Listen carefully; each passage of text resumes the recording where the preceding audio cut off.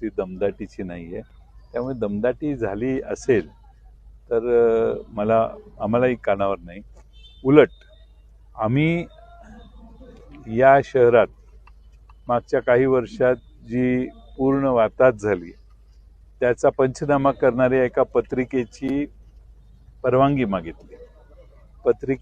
आम्ही पुस्तिका काढली, त्याची परवानगी मागितली.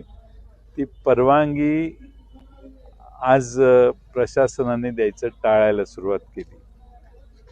त्याचा सगळ्यात प्रमुख कारण हे आहे, सर्वात प्रमुख कारण हे आहे की त्याच्यात प्रमुख कारण असं आहे की या शहरामध्ये ज्या गोष्टी हे आम्ही केलेलं होतं ही आम्ही परवानगी मागितलेली आहे, गलतान कारभाराचा पंचनामा. पण परवानगी अजून द्यायची मानसिकता दिसत नाही. आता कळेल आम्हाला उद्या. पण काय छापलंय या शहरात, वर्तमानपत्रात आलेल्या बातम्या या आम्ही छापलेल्या आहेत, बाकी काही छापलेलं नाही. आणि वर्तमानपत्रांनी दिलेल्या बातम्या छापणं हा गुन्हा होऊ शकत नाही. त्यामुळे मागच्या 1-2 वर्षात जे काही झालेलं आहे ते प्रशासनाने केलेलं आहे.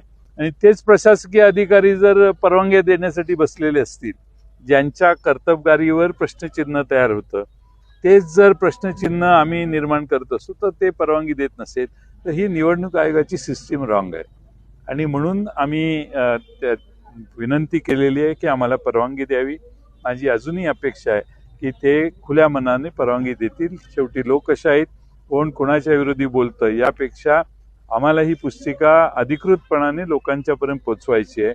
आणि अशी पुस्तिका आम्ही इस्लामपूरमध्येही पोचवलेली, आष्ट्यातही पोचवलेली, कोल्हापुरातही बहुतेक त्याच पद्धतीने काम चाललंय.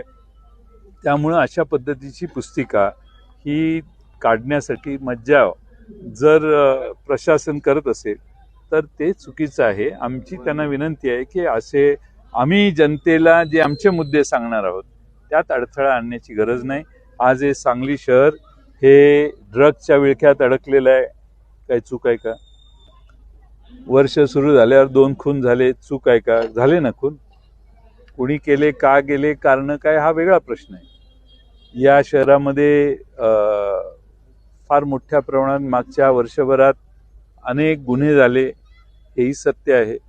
या शहरात ड्रेनेजचा प्रश्न आहे, रस्त्याचा प्रश्न आहे, पाण्याचा प्रश्न आहे. हे प्रश्न आम्ही जर जनतेला सांगण्यासाठी आम्ही पुस्तिका काढली तर त्याला परवानगी न देण्याचा चुकीचा पायंडा पडेल.